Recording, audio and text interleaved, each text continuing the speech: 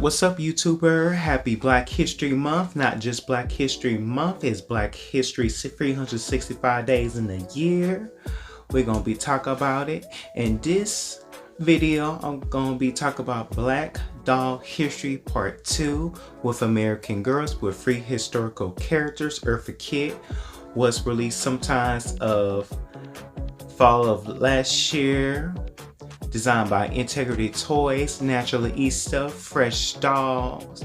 I'm going to be talking about those topics later on in this video. And also Michael Jackson had his own doll, came out in 1984 by LJN Toys. I hope Mattel gonna make a Ken doll of him since LeBron James. We're gonna be getting the Project King LeBron James doll. So the next slide, we're gonna be talking about MC Hammer doll. Came out in 1991 by Mattel. And I do own this doll. I did bought it from eBay for a good price. I think sometimes early of 2018. So I had him for a while and I still got him to this day. And I did bought the second outfit in the red, purple, and white. You can see his signatures outfits he wore back in the day, but now he's something like a pastor now.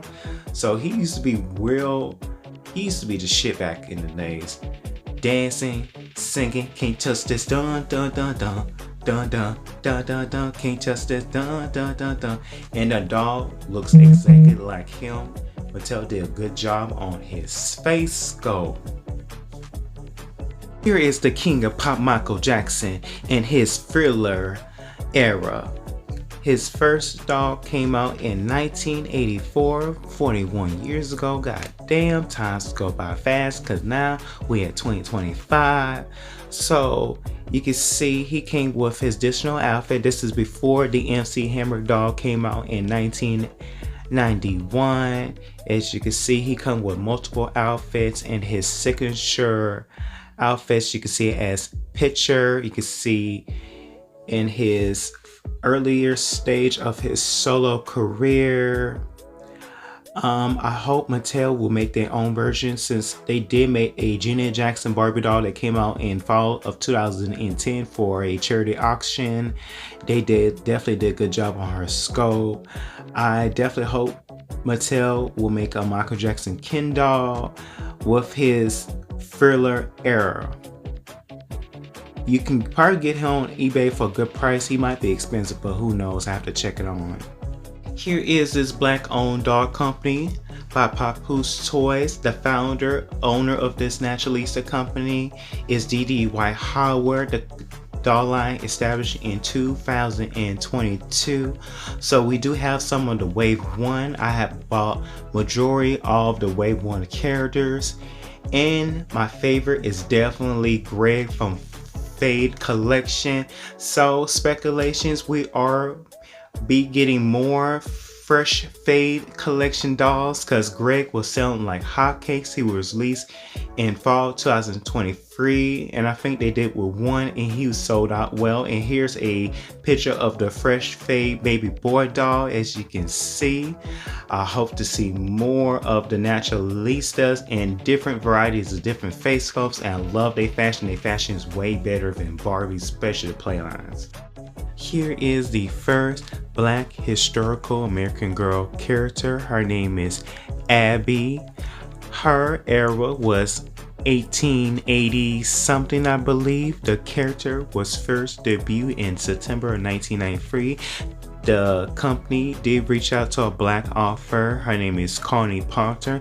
She is still alive to this day, and she was responsible writing the storyline for Abby. And I remember seeing the Abby doll, the middle one with the pink outfit, years. I never knew what's her name to this day.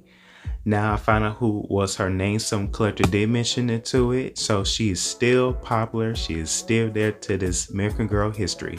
Here is the second Black American Girl character, Celie Ray. The Black historical character represents the era of 1850 from New Orleans, Louisiana. I'm originally from Baton Rouge, Louisiana. New Orleans and Baton Rouge are 50 to 75 miles away from each other.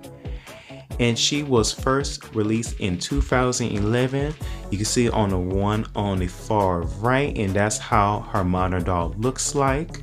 Last but least, here is the third American girl. Her name is Claudine Walls. The third Black historical character represents the Harlem, New York in the Renaissance and the Great Migration of 1920 era. Claudine character was released in 2022, so as of this far she has 3 dolls, and she comes with the book when she was first released. And I love that good color scheme of the 1920 eras, especially her outfit. On the next clip, you can see the Kenya Growing Up Proud line dolls was released sometimes in the early 90s, 1992. On the top right, I did not know Kenya had released their first fashion doll was released in 1994 called Kenya Growing Up Proud Simone Fashion Dolls. I'm going to talk about that on the next clip. On the bottom, you can see it's Kenya Growing Up Proud Cousin Dolls. These are kind of like Chelsea/Kelly dolls. These are so cute. They dress in the African attire. And it was definitely a good doll. You can practice to twist, braid, and style their hair. Especially you can give it a gift to little black girls. They can learn how to do their own hair when they're growing up. Back then it wasn't too crazy about flat iron, straighten it. Of course when they get to their teenager, but it was a good tool. Little girls that can play and style their hair. And Kenya was not too popular like it was in the early 90s.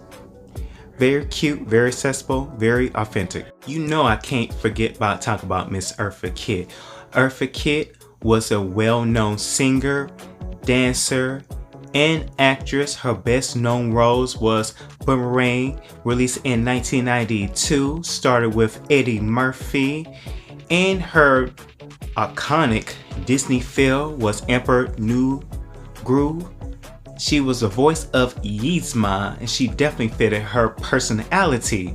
That was a good choice of Disney choosing her to be the voice actor of Yzma.